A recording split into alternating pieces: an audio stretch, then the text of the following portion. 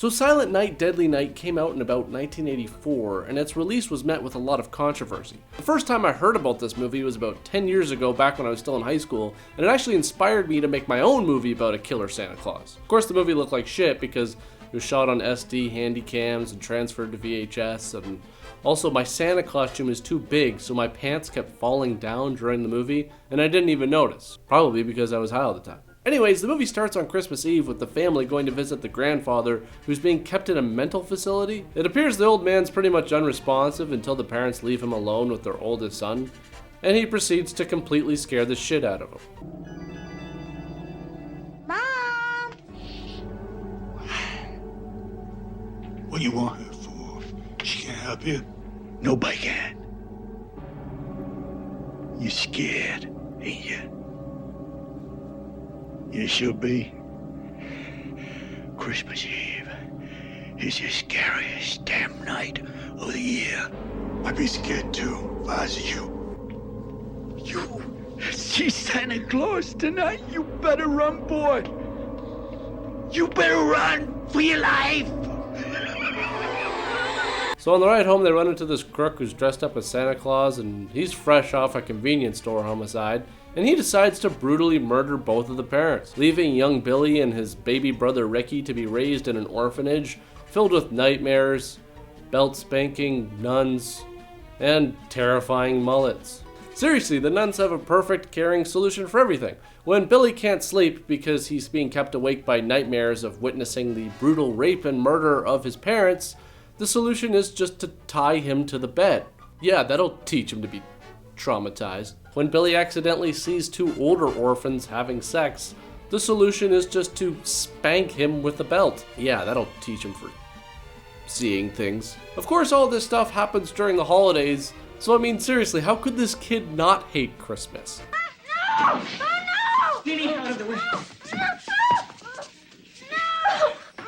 You will learn gratitude. Say thank you to Santa Claus. No! No!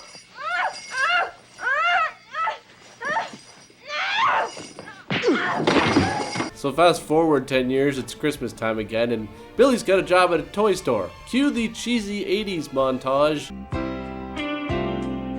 I'm looking for the warm side of the door, where the fire's bright and it's burning every night.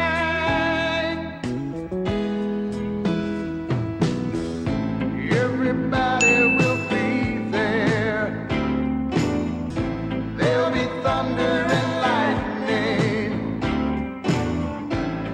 but we're safe and sound, and I won't need no more on the warm side of the door.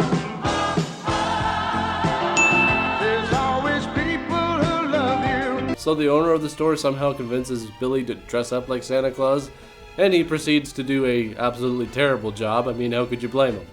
Do you have any idea what you're doing? You're being naughty. Right on Santa's lap. I don't bring toys to naughty children. I punish them severely. That's right. Stop it. Or I'll have to punish you.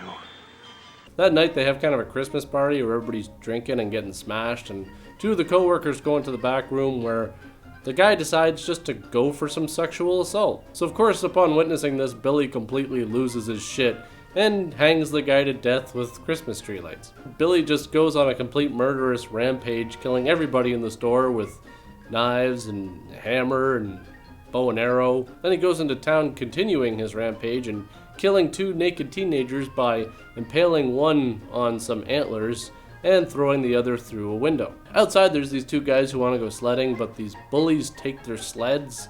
Of course, this makes Billy go crazy and he just chops one of their heads off.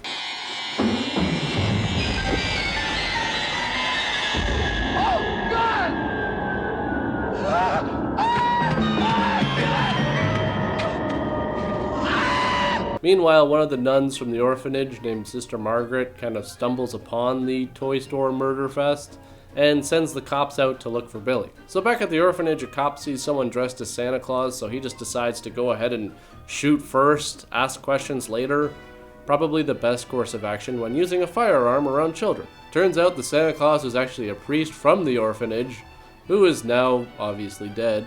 So the cop keeps looking around until Billy appears and swings an axe into his gut, and then he makes his way into the orphanage to try and kill Mother Superior once and for all. Since, Billy's life was already pretty shitty growing up, having to witness the murder of both of his parents, this woman actually managed to make his life worse with all of her correctional methods. Anyways, Sister Margaret arrives just in time with Police Captain Richards and shoots Billy in the back multiple times. You gotta feel bad for these kids. I mean, not only are they stuck in this shitty Nazi orphanage, but they've had to witness Santa Claus being killed right in front of them. Not once, but twice. So anyways, Billy dies right in front of his little brother Ricky, which completely sets up the film for a sequel, which I will review right now.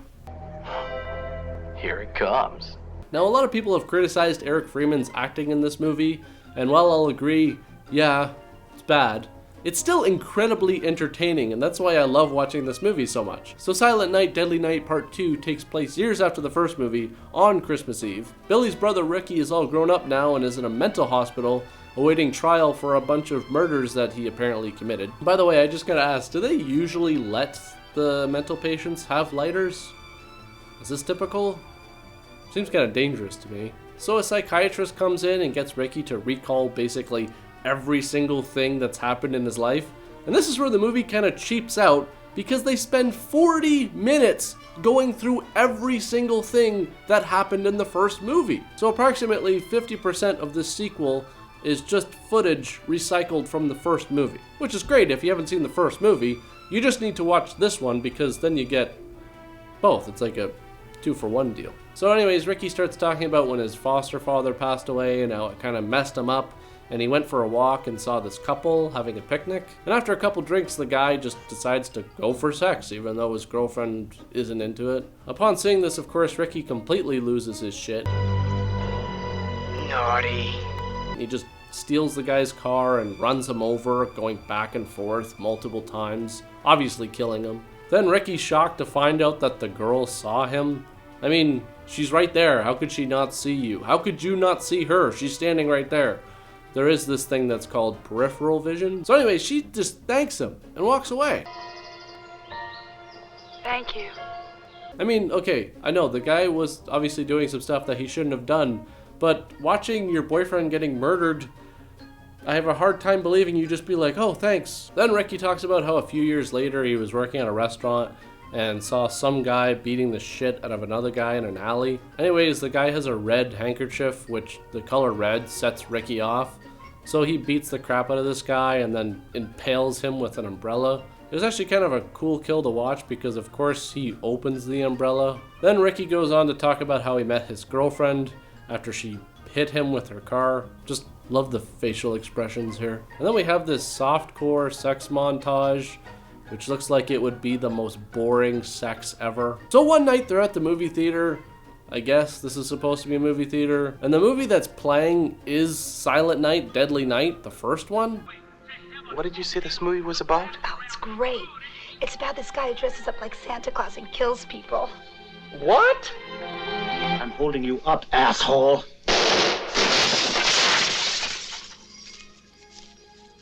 Punish. Anyways, the guy in the back of the theater is being a real douchebag, so Ricky decides to beat the shit out of him. Shh. Naughty. Meanwhile, his girlfriend's ex-boyfriend appears and starts hitting on her. This, of course, sets up the next day when they're going for a walk and they run into this jackass, and he says some stuff that pisses Ricky off, so Ricky grabs him by the throat and then attaches jumper cables to his dental fillings, and then, well, just watch it.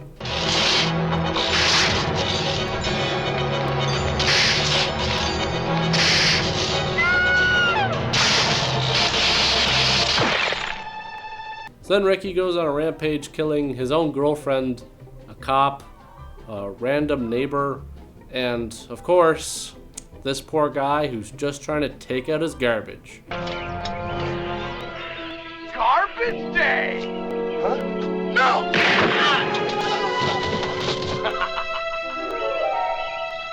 I know you guys probably want to see that again. Garbage day! Huh? No!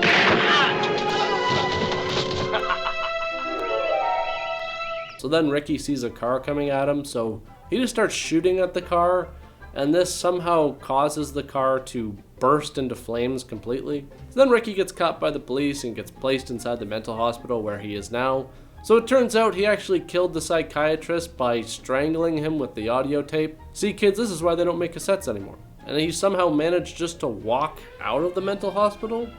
So Ricky finds a Santa suit and goes on his mission to complete what his brother failed to do all those years ago, which is kill Mother Superior once and for all. So he tracks her down to her house, and this of course leads to some hilarious moments. Mother Superior! I've got a present for you! Oh, good. I love a chase! Yeah!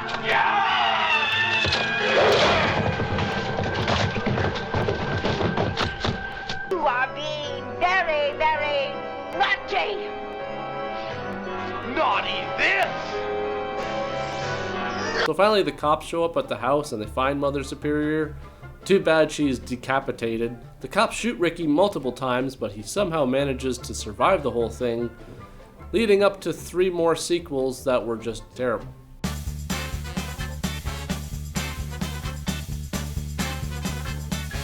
So now I present to you the supercut of my favorite facial expressions that Eric makes throughout this movie. I mean, this guy pretty much invented the term eyebrow acting, which isn't a term, I just made it up, but just look at his eyebrows. You're good, Doc. But I know all the moves. I could squash you like a bug. My old lady couldn't afford to send me to college. So I got a job. No way. Too many people get away with shit like that.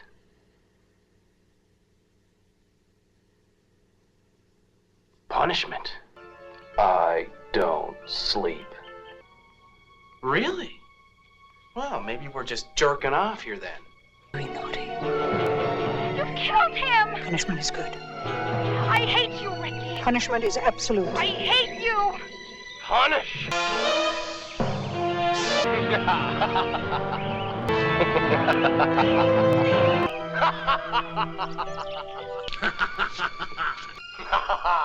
Oh, there you are!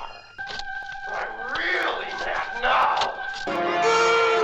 No more punishment.